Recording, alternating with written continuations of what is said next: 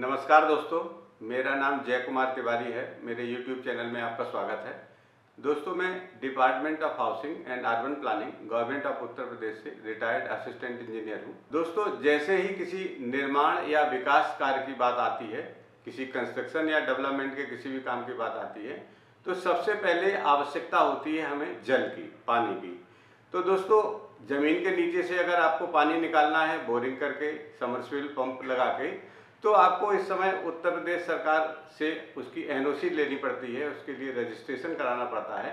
तो आज के वीडियो में मैं इसी बिंदु पर बात करूंगा और उत्तर प्रदेश भूगर्भ जल विभाग में इसके लिए क्या प्रोविजंस है, किस अधिनियम के अंतर्गत आपको एनओसी दी जाती है, इसके बारे में बात करूंगा। पहला बिंदु ये होगा। दूसरा बिंदु में ये बात करूंगा कि कौन कौन से भूजल उपयोगकर्ता हैं जिन्हें एनओसी लेने की जरूरत पड़ती है। नंबर 3 पे बात करूंगा कि एनओसी और रजिस्ट्रेशन के लिए अप्लाई कैसे करना है, और इसी टॉपिक के नंबर 4 बिंदु पर बात करूंगा कि इसके संबंध में जानकारी कहां से प्राप्त कर सकते हैं। और 5वें बिंदु पर बात करूंगा, अगर आपने एनओसी नहीं लिया है और बोरिंग कर ली है तो आपको नोटिस आ सकता है, और अगर नोटिस आ गया है तो आपको कैसे निपटना है नोटिस से, क्या कार्रवाई आपके द्वारा की जानी है। और अंतिम तथा 6वें बिंदु में मैं बात करूंगा कि अगर लखनऊ में जो लोग हैं उपयोगकर्ता भूगर्भ जल के, उनके लिए भूगर्भ जल विभाग का कार्यालय कहाँ है और वहां कैसे संपर्क किया जा सकता है। तो आइए वीडियो शुरू करते हैं।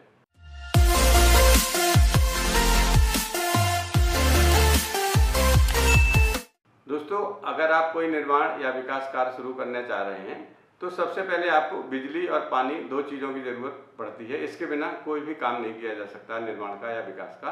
तो मैं बात करूंगा कि किस अधिनियम के अंतर्गत भूगर्भ जल का संरक्षण एवं संवर्धन किया जाता है। पहले बिंदु पर आता हूँ। दोस्तों, उत्तर प्रदेश भूगर्भ जल प्रबंधन और विनियमन अधिनियम 2019 के अंतर्गत राज्य में भूमिगत जल संरक्षित करने, नियंत्रित करने एवं भूमिगत जल का सतत प्रबंधन सुनिश्चित करने के लिए उसे दोनों परिमाणात्मक और गुणात्मक स्थायित्व प्रदान करने के लिए, मतलब क्वालिटेटिव और क्वांटिटेटिव दोनों के स्थायित्व प्रदान करने के लिए विशेष रूप से भूजल संकटग्रस्त ग्रामीण एवं शहरी क्षेत्रों में भूजल संरक्षण एवं संवर्धन पर जोर दिया गया है। ये भूगर्भ जल संरक्षण अधिनियम 2019 के बारे में बात हो रही है। उसमें क्या प्रावधान है। एवं सभी औद्योगिक, वाणिज्यिक, अवसंरचनात्मक, इंफ्रास्ट्रक्चरल आरओ प्लांट लगाने और सामूहिक उपयोगकर्ताओं को भूगर्भ जल निष्कर्षण हेतु एनओसी लेना अनिवार्य है और उसका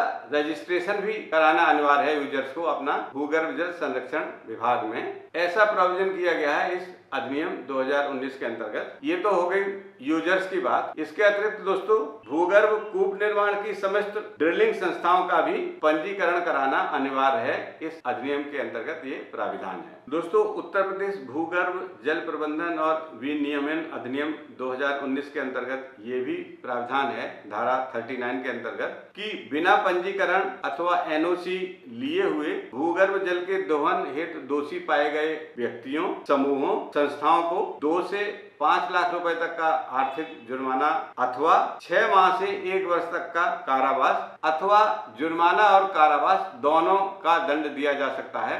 ऐसा प्राविधान है इस अधिनियम के अंतर्गत। अब दोस्तों, बिंदु संख्या 2 पर बात करते हैं कि कौन कौन से भूगर्भ जल उपयोग करता है। तो दोस्तों, इस कैटेगरी में जितने भी इंडस्ट्रियल बिल्डिंग्स हैं उनके यूजर्स हैं, कॉमर्शियल बिल्डिंग्स हैं उनके यूजर्स हैं, और जो इंफ्रास्ट्रक्चर से संबंधित जो भी काम है, विकास कार्यों से संबंधित, चाहे कहीं कॉलोनी का डेवलपमेंट हो रहा हो, उसके अंदर पानी की टंकी बनाने के लिए पानी की आवश्यकता टंकी भरने के लिए होती है, उसके लिए आपको भूगर्भ जल की जरूरत हो, या आरओ प्लांट लगाने वाले जो उद्यमी हैं उनके लिए प्लांट लगाने से पहले भूगर्भ जल के दोहन की व्यवस्था करनी पड़ती है, उसके लिए जो यूजर्स हैं, या जो ग्रुप यूजर्स हैं। ग्रुप यूजर्स का मतलब हुआ जैसे कि सामूहिक रूप से कोई कॉलोनी है, उसके जो निवासी हैं सामूहिक रूप से कोई ट्यूबवेल लगाना चाहते हैं, पानी का दोहन करना चाहते हैं। ये सब जो कैटेगरी है वो भूगर्भ जल के निष्कर्षण की यूजर्स की कैटेगरी में आते हैं। इनको भूगर्भ जल विभाग में अपना पंजीकरण कराना पड़ता है और वहां से एनओसी लेनी पड़ती है, ये अनिवार्य है। और इसका दूसरा पार्ट है दोस्तों कि जो भूगर्भ कूप निर्माण की जो समस्त ड्रिलिंग संस्थाएं हैं, इनको भी अपना भूगर्भ जल विभाग के अंतर्गत, इस अधिनियम के अंतर्गत पंजीकरण कराना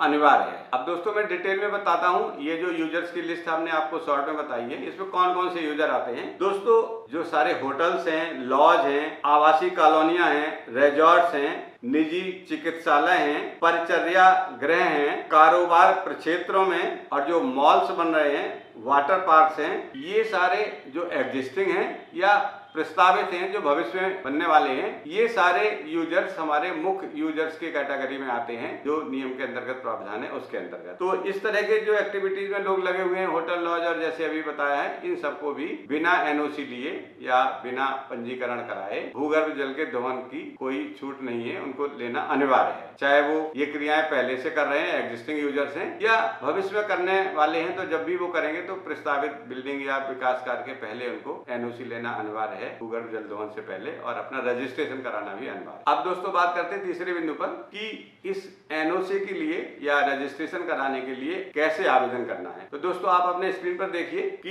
इसके लिए वेब पोर्टल के माध्यम से आवेदन किया जा सकता है, और वेब पोर्टल पर भी आवेदन करने के उपरांत सारी प्रक्रिया जब पूरी हो जाएगी तो आपका रजिस्ट्रेशन हो जाएगा और एनओसी भी आपको वेब पोर्टल से ही प्राप्त हो जाएगी। आप अपने स्क्रीन पर दिखाए गए वेब पोर्टल के एड्रेस पर आवेदन कर सकते हैं। दोस्तों पंजीकरण की समस्त प्रक्रिया, एनओसी लेने की समस्त प्रक्रिया और संभावित यूजर्स के बारे में अगर विस्तृत जानकारी लेनी है आपको, और आवेदन के साथ क्या क्या आपको डॉक्यूमेंट्स लगाने हैं, इसके संबंध में अगर आपको जानकारी लेनी है, तो उत्तर प्रदेश सरकार ने उत्तर प्रदेश के अंतर्गत स्थित समस्त जिलों में एक हाइड्रोलॉजिस्ट का कार्यालय खोला हुआ है। आप उस कार्यालय में जाके भी संपर्क कर सकते हैं और सारी जानकारी आपको प्राप्त हो जाएगी। अब दोस्तों अगले बिंदु पर बात करते हैं कि अगर आपने आवेदन नहीं किया है और आपने रजिस्ट्रेशन नहीं किया है या आपने एनओसी नहीं प्राप्त की है और आपने भूगर्भ जल दोहन से संबंधित क्रिया कर ली है, अर्थात ट्यूबवेल लगा लिया है या सबमर्सिबल पंप लगा लिया, भूगर्भ जल का दोहन कर रहे हैं और आपको नोटिस आ गया है, तब आपको क्या करना है। दोस्तों नोटिस आने पर घबराना नहीं है, आपको इसी वेब पोर्टल पर आप ऑनलाइन आवेदन कर दीजिए, लेकिन नोटिस आने के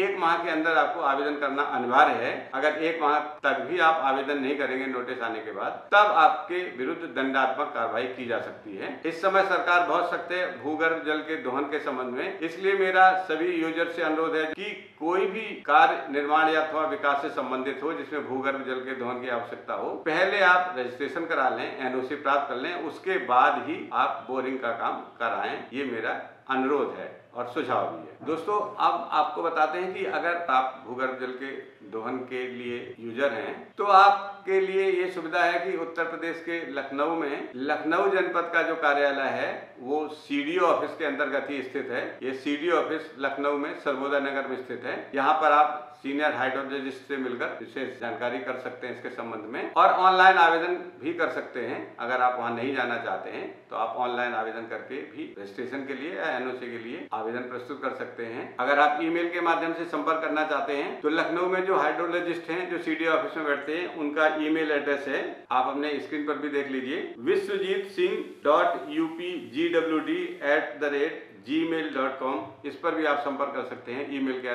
माध्यम से और आपको सारी जानकारी यहाँ से प्राप्त हो जाएगी। दोस्तों ये वीडियो यहीं समाप्त होता है। अगले वीडियो में किसी महत्वपूर्ण बिंदु पर फिर आपसे चर्चा करेंगे। नमस्कार।